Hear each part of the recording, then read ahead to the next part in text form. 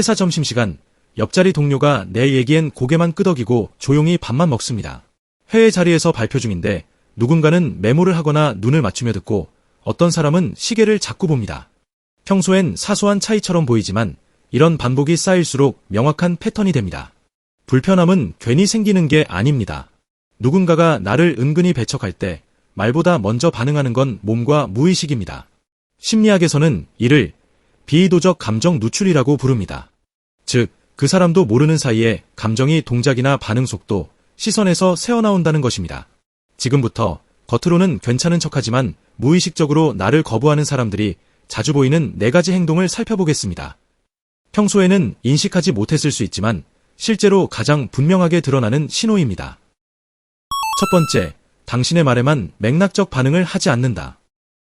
대화에서 드러나는 감정의 핵심은 단어의 내용이 아니라 그 말이 주는 분위기와 흐름에 대한 반응입니다. 예를 들어 어제 좀 피곤했어요 라고 말했을 때 관심을 갖고 있는 사람이라면 자연스럽게 어제 무슨 일 있었어요? 요즘 많이 바쁜가 봐요. 처럼 대화의 맥락을 이어가려 합니다. 하지만 나를 무의식적으로 꺼리는 사람은 이런 흐름을 따르지 않고 피곤했어요. 처럼 말을 그대로 반복하거나 그래요. 처럼 건조하게 끊어냅니다. 이런 반응은 단순히 말이 짧거나 말수가 적은 성향과는 다릅니다. 똑같은 상황에서도 그 사람은 다른 누군가에게는 적극적으로 질문을 이어가거나 반응을 길게 하며 공감적인 자세를 보이기 때문입니다. 즉, 대화 스타일이 아니라 사람에 대한 감정의 차이에서 비롯된다는 것입니다. 여기서 중요한 건 이런 반응은 말하는 사람도 잘 인식하지 못한 채 일어날 수 있다는 점입니다. 무의식은 그 사람이 특별히 나를 싫어한다고 선언하지 않아도 나를 회피하고 싶어하는 내면의 신호를 이렇게 관심 없는 반응으로 드러냅니다. 말이 반복되거나 기계적이고 내가 말을 꺼낼 때마다 대화의 맥이 끊긴다면 이는 단순한 대화 기술의 부족이 아닌 나를 향한 감정적 거리두기의 결과일 수 있습니다. 상대방의 말투가 이상하게 매끄럽지 않고 반응이 끊긴다는 느낌이 자주 든다면 그건 내 존재 자체에 대해 무의식적 선을 긋고 있는 증거일 가능성이 큽니다. 두 번째, 대화 중 시선이 좌우가 아니라 45도 방향으로 빠진다. 사람들은 대화 중 본능적으로 시선을 상대의 얼굴로 맞추거나 상황에 따라 좌우의 배경, 주변 사물 등으로 자연스럽게 이동시키는 경향이 있습니다. 이는 무의식적으로 상대와 연결되고 있다는 심리 상태를 반영하는 행동입니다. 그런데 나를 불편하게 느끼거나 무의식적으로 거부하는 사람은 시선의 방향이 다릅니다. 그들의 시선은 대화 중 어느 순간 정면도 아니고 옆도 아닌 애매한 45도 방향 아래로 슬며시 빠지게 됩니다. 이것은 단순한 산만함이 아닙니다. 심리학적으로 보면 이는 내적 회피의 표현입니다. 즉, 대화에 몰입하고 싶지 않다는 무의식의 작용입니다. 감정적으로 피하고 싶은 상황에서 사람은 직접적인 눈맞춤을 피하기 위해 생각하는 척, 딴 데 보는 척하며 시선을 중립적이고 불편하지 않은 지점에 위치시키는 경향이 있습니다. 이때 자주 사용되는 것이 바로 그 45도 아래 시선입니다. 너무 피하면 이상해 보일 수 있으니 자연스러움을 유지하면서도 심리적으로 거리를 확보하는 방식인 셈입니다. 더 흥미로운 점은 이런 시선 패턴이 단 한 번이 아닌 반복적으로 나타난다는 것입니다.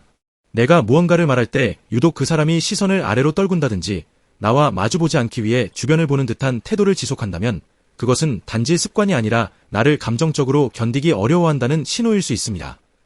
특히 이런 반응이 다른 사람과 대화할 때는 나타나지 않고 나에게만 반복된다면 그 무의식적인 시선 흐름을 무시해선 안 됩니다. 세 번째, 나의 성공이나 주목받는 순간을 유난히 불편해한다. 사람의 감정은 내가 어려움에 처했을 때보다 오히려 잘 되고 있을 때 훨씬 더 선명하게 드러납니다.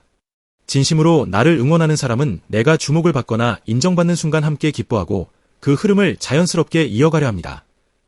그러나 나를 무의식적으로 싫어하는 사람은 이런 순간에 오히려 감정적으로 불안정해지며 불편함을 감추지 못합니다.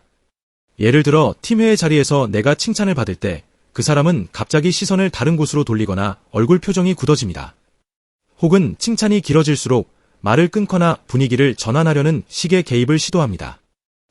잘하셨네요. 같은 말도 마지못해 꺼내는 듯한 억지스러운 어조라면 그 안에는 축하보다는 견딜 수 없는 감정이 숨어있을 가능성이 높습니다. 이런 행동은 말로는 표현되지 않지만 몸짓과 태도로 무의식 중에 드러나는 경우가 많습니다. 그리고 중요한 건 이 반응이 일관되게 반복된다는 점입니다. 내가 작게라도 칭찬을 받을 때마다 그 사람이 굳이 말수를 줄이거나 시선을 아래로 떨구는 태도를 보인다면 그것은 단순한 무관심이 아니라 내가 잘 되는 걸 인정하고 싶지 않다는 감정의 표현입니다. 사람은 질투나 불편함을 느끼면 직접적으로 표현하지 않으려 하고 대신 그 상황을 무의식적으로 회피하거나 축소하는 방식으로 감정을 드러냅니다. 예컨대 내가 수상 소식을 전했을 때 그래요? 누구나 받을 수 있겠다는 식으로 평가절하하거나 축하를 하긴 하는데 다음 순간 바로 본인의 이야기로 주제를 돌리는 행동도 같은 맥락입니다. 이런 감정은 계산된 질투가 아니라 상대의 성공이 나의 위축으로 연결될 때 자연스럽게 생겨나는 반사 반응입니다. 즉, 내가 잘 나갈수록 그 사람의 태도에서 뚜렷한 감정의 이질감이 느껴진다면 그것은 이미 오래전부터 마음 깊숙이 자리한 불편함이 자극을 받을 때마다 반응하는 것이라고 볼 수 있습니다. 네 번째, 당신이 없는 자리에선 말이 많아지지만 함께 있을 땐 조용히 이탈한다. 흥미로운 특징 중 하나는 나를 꺼리는 사람이 내가 없을 땐 유난히 말이 많아지고 활발해진다는 점입니다. 팀회식이나 모임에서도 내가 잠깐 자리를 비우면 웃음소리가 들리던 분위기가 내가 다시 돌아오면 갑자기 조용해지거나 그 사람이 말을 줄이고 딴청을 부리는 모습으로 바뀌는 경우가 종종 있습니다. 이건 단순히 말을 안 하는 사람이 아니라 특정한 대상, 즉 나와 함께 있을 때만 감정적으로 이탈한다는 점에서 중요한 신호입니다. 심리학적으로 보면 이건 사회적 방어의 일종입니다. 감정적으로 불편한 사람과 함께 있는 시간은 뇌에 불안 신호를 주며 이는 무의식적인 자기 보호 기제로 이어집니다. 그 결과 말수는 줄고 시선은 분산되며 존재감을 드러내기보다는 감추는 행동으로 이어집니다. 겉으로는 아무 일 없다는 듯하지만 내 옆에 있을 때만 유독 대화에서 빠져나가는 태도를 보인다면 이미 감정적으로 나와의 거리를 조절하고 있는 상태라 볼 수 있습니다. 이들은 감정을 노골적으로 표현하지 않습니다. 대신 핸드폰을 자주 들여다본다든지 갑자기 화장실에 자주 가거나 다른 사람과의 대화로 몸을 돌리는 식으로 은근하게 그 공간에서 자기만의 영역을 지키려고 합니다. 이 모든 행동은 자신이 불편한 상황에 처해 있다는 걸 드러내지 않으면서도 그 감정에서 탈출하려는 무의식의 반응입니다. 결론 및 정리. 사람의 감정은 말보다 빠르고 시선보다 정확하게 몸과 반응 속도에서 드러납니다. 중요한 건 이런 무의식적 행동은 의도하지 않았기 때문에 더 진실하다는 점입니다. 괜히 예민하게 느낀 게 아니었다면 그 신호를 무시하지 말고 가볍게 넘기지도 마시기 바랍니다. 관계의 온도는 말보다 반응에서 먼저 식기 시작합니다. 구독과 좋아요는 관계를 더 잘 파악하고 싶은 분들에게 작은 응원이 됩니다. 감사합니다.